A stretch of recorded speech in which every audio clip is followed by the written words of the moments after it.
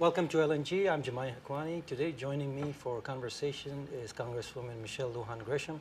Thank you for joining us.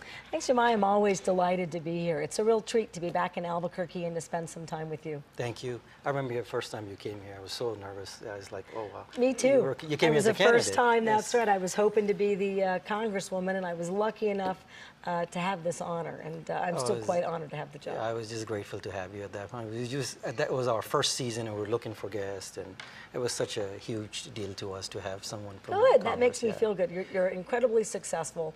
I love the efforts, and as you and I talked even before this is now airing about your interest in so many policy issues, I think it's really a fabulous venue for your viewers and for New Mexicans. And you would try to stick to policy in this. We try to maintain that centrist point of view and try to listen to everyone, because everyone has a point of view and they want to get it across.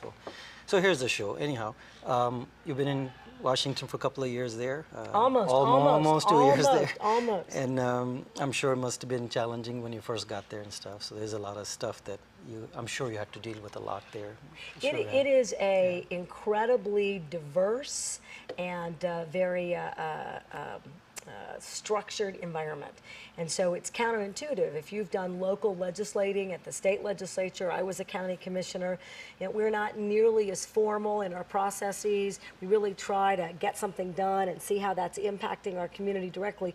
Congress, because you've got such a large body of policy that you're dealing with, and because of the current politics and the nature of the House, it's counterintuitive. You don't get things done in a way that you might think. And that took some real adjustment. But I didn't lose my optimism that this is an institution that our founding fathers were very smart about. We can and will heal. I believe there'll be hiccups along the way. We just had one with immigration. But I'm feeling very, very good about the role, bipartisan, bicameral, that women are playing in Congress. And I think that that's making a productive difference. Not many women in Congress. Not enough. We're right about 18%. I'm part of the largest group of women ever elected to Congress in my freshman Democratic class. 16 of us. 16. And you're in different committees. I'm sure there's a lot of them. We'll go over all the committees that you're on. But going back to the women issue, there's not that many women. I know there's a lot of women running. I always try to encourage as many women I see, because I know the balance would happen at one point. I think we'll see that once there's enough it's not about there. one. I had a woman one time, and I thought it was a very smart statement that she made to me, that the way in which we as politicians, sort of push out, we got to have more women, got to focus on more women. She felt that we were doing it in an extreme fashion. It was really about not respecting all of the men who have dedicated their lives to policy and public service as elected officials. And it's not that at all. It's about bringing balance. If you have anything that's imbalanced, it's never as productive or successful as it should be.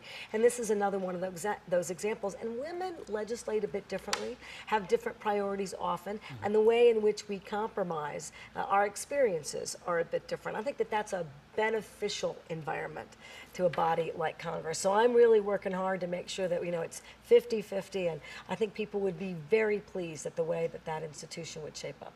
Yeah, because everything is changing in the nation. There's a lot of things happening as far as demographics and stuff. And we're looking to elect our first female president. You never know if everything goes the way we're thinking. Well, we've had two, right? We'll have, assuming that Hillary Clinton runs in 2016, and if she doesn't, certainly I'm listening to, the political chatter that would suggest that you could get Elizabeth Warren, that there are several other female senators who might be interested, and some female governors. And what's interesting about that is that Hillary Clinton produced a very professional, very successful, I think, effort 4 years ago in 2012, and I think it's fascinating, or not 2012, I'm sorry, in 2008.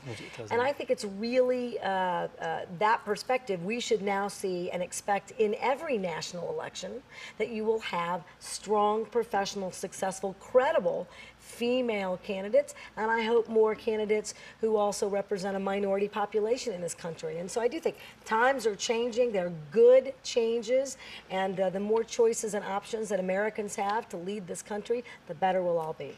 But I think we're ready for a female I do president. too. Personally, I think because we were behind many other nations there. Even Pakistan had a female prime minister many years ago. Well, so we're and other behind in countries' that parliaments, sense. Yeah. they have at least, in fact, when the United States is engaged in helping you set up a democracy, we require that as part of that democratic effort and our investment, our technical assistance and advice, if we do any resources, 25% of the elected individuals have to be women, and at least 25% of your appointees.